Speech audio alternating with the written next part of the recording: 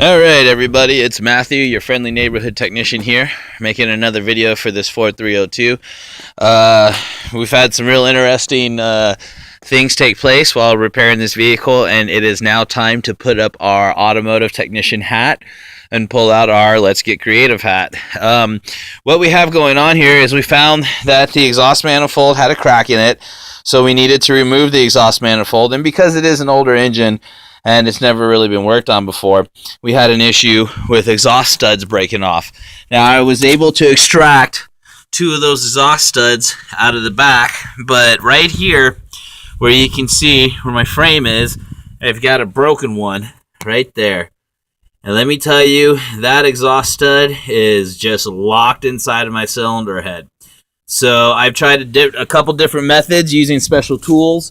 I tried a different set of extractors, and the integrity of that exhaust bolt is so blasted and so brittle that pretty much, even though I'm able to bite onto it, instead of actually turning it and it coming out of my cylinder head, all it does is break it even more.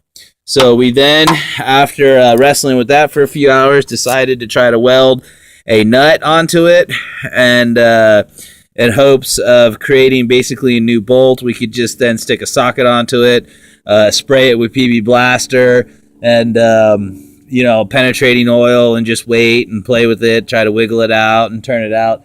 Unfortunately, again, it's so brittle, all it did was break it off yet again. So that now leaves me to the point that I'm at now. I still have a little bit left to grab onto, but at this point, I pretty much have no choice but to drill and tap that out.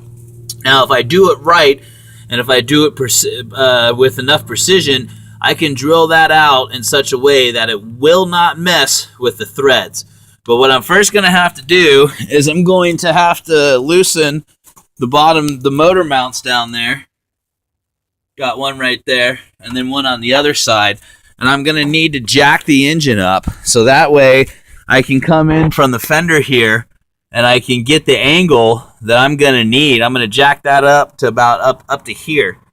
And then that way I have all this space in here to get my drill in there, because as you can see, that stud's kind of angled down.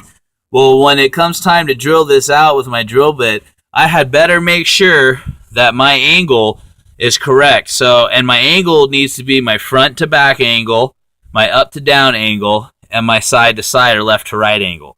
So that front to back, up to down, side to side, whatever angle that needs to be at, that had better be precise, or else I'm going to end up having to buy this person a new cylinder head or a new engine.